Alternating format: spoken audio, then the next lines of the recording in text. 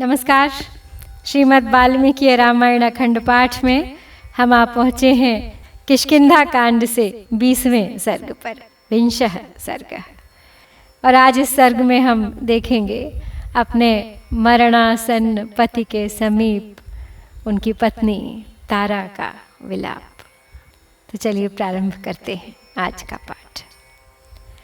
राम चाप विसृष्टेन शरेणान्तकरेण तं दृष्ट्वा विनिहितं भूमौ तारा ताराधिपानना सा समासाद्य भर्तारं पर्यश्वजद्भामिनी इषुणाभिहतं दृष्ट्वा वालिनं कुञ्जरोपमम् वानरं पर्वतेन्द्राभं शोकसन्तप्तमानसा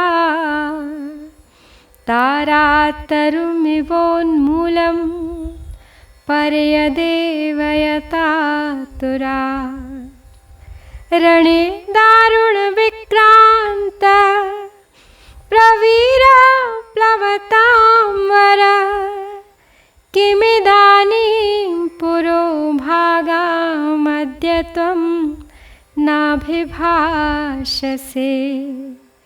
उत्तिष्ठ हरिशार्दूल भज स्वशयनोत्तमं नैवं विधाः शेरते हि भूमौ नृपते सत्तमाः। चंद्रमुखी तारा ने देखा मेरे स्वामी वानर राज वाली श्री रामचंद्र जी के धनुष से छूटे हुए प्राणांतकारी बाण से घायल होकर धरती पर पड़े हैं। उस अवस्था में उनके पास पहुंचकर वह भामिनी उनके शरीर से लिपट गई, जो अपने शरीर से गजराज और गिरिराज को भी मात करते थे। उन्हीं वानर राज को बाण से आहत होकर जड़ से उखड़े हुए वृक्ष की भांति धराशायी हुआ देख तारा का हृदय शोक से संतप्त हो उठा और वह आतुर होकर विलाप करने लगी। रण में भयानक पराक्रम प्रकट करने वाले महान वीर वानर राज, आज इस समय मुझे अपने सामने पाकर भी आप बोलते क्यों नहीं हैं? कपिश्रेष्ठ उठिए और उत्तम शैया का आश्रय लीजिए। आप जैसे श्रेष्ठ भूपाल पृथ्वी पर यूं सोते अच्छे नहीं लगते। अतीव खलु ते कांता वसुधा वसुधाधिप गतासुरपितां गात्रैर्मां विहाय निषेवसे व्यक्तमद्य त्वया वीर धर्मतः संप्रवर्तता किष्किन्धेव पुरी रम्या स्वर्गमार्गे विनिर्मिता यान्यस्माभिस्त्वया सार्धं वनेषु मधुगन्धिषु विहृतानि त्वया काले तेषामुपरमः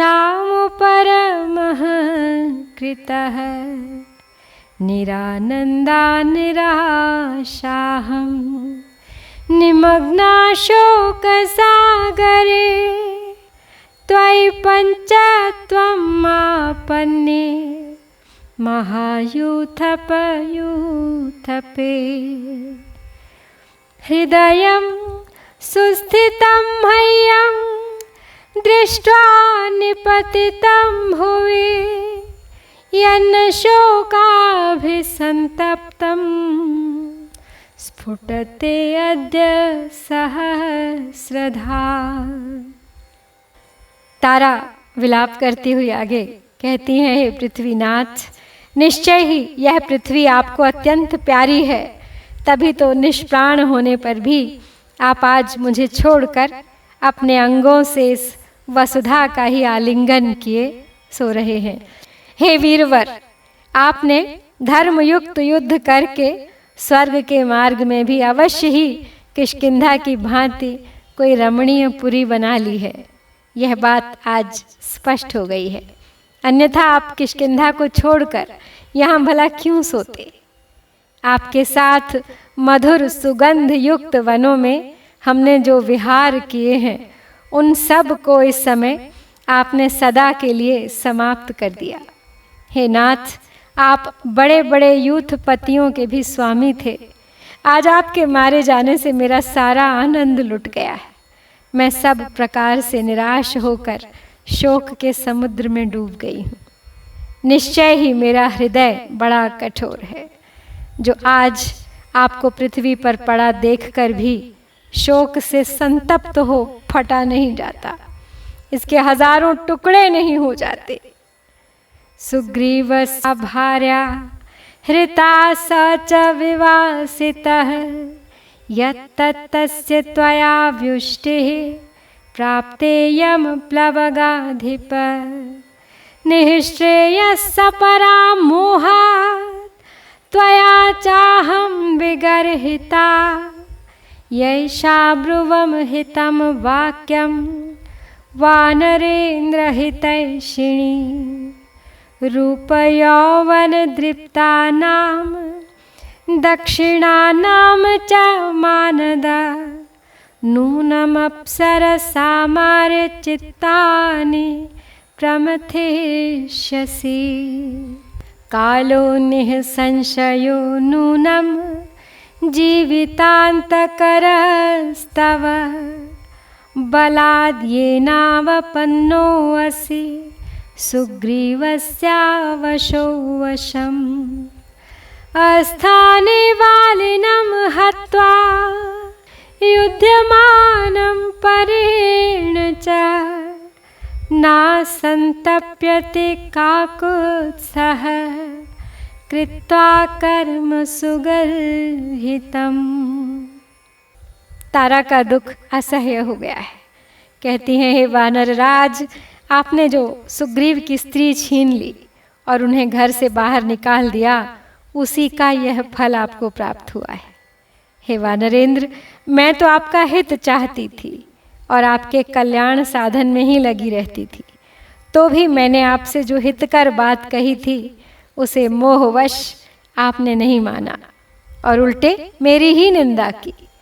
दूसरों को मान देने वाले हे आर्यपुत्र, निश्चय ही आप स्वर्ग में जाकर रूप और यौवन के अभिमान से मत रहने वाली केली कला में निपुण अप्सराओं के मन को अपने दिव्य सौंदर्य से मथ डालेंगे।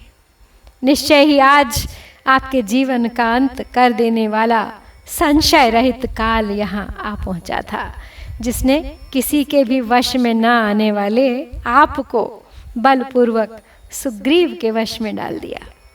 और अब श्री राम को सुनाकर बोली तारा कि देखो, ककुत्स्थ कुल में अवतीर्ण हुए श्री रामचंद्र जी ने दूसरे के साथ युद्ध करते हुए वाली को मारकर अत्यंत निंदित कर्म किया है। इस कुत्सित कर्म को करके भी जो ये संतप्त नहीं हो रहे हैं, यह सर्वथा अनुचित है।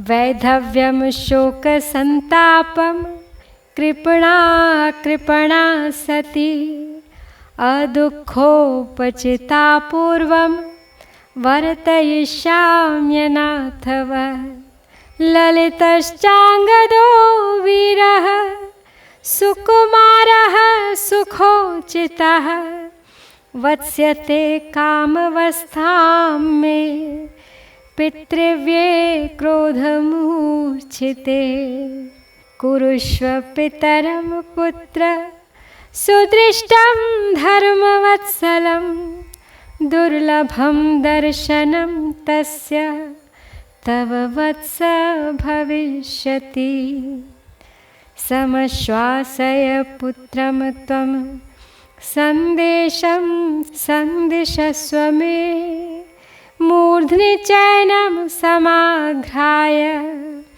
प्रवासं प्रस्थितो ह्यसि रामेण हि महत्कर्म कृतं त्वामभिनिघ्नता आनृण्यं तु गतं तस्य सुग्रीवस्य प्रतिश्रवे सकामो भव सुग्रीव रूमां त्वं प्रतिपत्स्यसे मुङ्गक्ष्वराजं अनुद्विग्नः शस्तो भ्राता रिपुस्तव। तारा फिर बोली वाली से, मैंने कभी दीनतापूर्ण जीवन नहीं बिताया था, ऐसे महान दुख का सामना नहीं किया था, परंतु आज आपके बिना मैं दीन हो गई हूँ। अब मुझे अनाथ की भांति शोक संताप से पूर्ण वैधव्य जीवन व्यतीत करना होगा। हे नाथ, आपने अपने वीर पुत्र अंगद को, जो सुख भोगने योग्य और सुकुमार है, बड़ा लाड़ प्यार किया था। अब क्रोध से पागल हुए चाचा के वश में पड़कर मेरे बेटे की क्या दशा होगी। बेटा अंगद, अपने धर्म प्रेमी पिता को अच्छी तरह देख लो, अब तुम्हारे लिए उनका दर्शन दुर्लभ हो जाएगा। प्राणनाथ, आप दूसरे देश को जा रहे हैं, अपने पुत्र का मस्तक सूंघ कर इसे धैर्य बंधाइए और मेरे लिए भी कुछ संदेश दीजिए। श्री राम ने आपको मारकर बहुत बड़ा कर्म किया है। उन्होंने सुग्रीव से जो प्रतिज्ञा की थी उसके ऋण को उतार दिया है। और फिर ये कहकर वो सुग्रीव को सुनाकर बोली कि हे सुग्रीव, तुम्हारा मनोरथ सफल हो, तुम्हारे भाई जिन्हें तुम अपना शत्रु समझते थे मारे गए। अब बेखटके किष्किंधा के राज्य को भोगो और अपनी पत्नी रूमा को प्राप्त करो। किं मामेवं प्रलपतिं प्रियां तम नाभिभाषसे इमाः पश्य वरां बाह्व्यो भार्यास्ते वानरेश्वर। तस्या विलपितं श्रुत्वा वानर्यः सर्वतश्चताः परिगृह्याङ्गदं दीना दुःखार्ताः प्रतिचुक्रुषुः। किमङ्गदं साङ्गदवीरबाहो विहाय यातो असि चिरं प्रवासं नायुक्तमेवं गुणसन्निकृष्टं विहाय पुत्रं प्रियचारुवेशं। यदप्रियं किञ्चिदसम्प्रधार्यं कृतं मया स्यात् तव दीर्घबाहो। क्षमस्व मे तद्धर्वंशनाथ व्रजामि मूर्ध्ना तव वीरपादौ। तथा तु तारा करुणं रुदन्ति भर्तुः समीपे सह वानरीभिः। व्यवस्यत प्रायं अनिन्द्यवर्णा उपोपवेष्टुं भुवि यत्र वाली। तारा फिर वाली की ओर देखकर बोली, हे वानरेश्वर, मैं आपकी प्यारी पत्नी हूँ और इस तरह रोती कलपती हूँ, फिर भी आप मुझसे बोलते क्यों नहीं हैं? देखिए, आपकी ये बहुत सी सुंदरी भार्याएं यहाँ उपस्थित हैं। तो तारा का विलाप सुनकर अन्य वानर पत्नियां भी सब ओर से अंगद को पकड़कर दीन एवं दुख से व्याकुल हो जोर जोर से क्रंदन करने लगी। तदनंतर तारा ने फिर कहा, बाजूबंद से विभूषित वीर भुजाओं वाले वानरराज, आप अंगद को छोड़कर दीर्घकाल के लिए दूसरे देश में क्यों जा रहे हैं?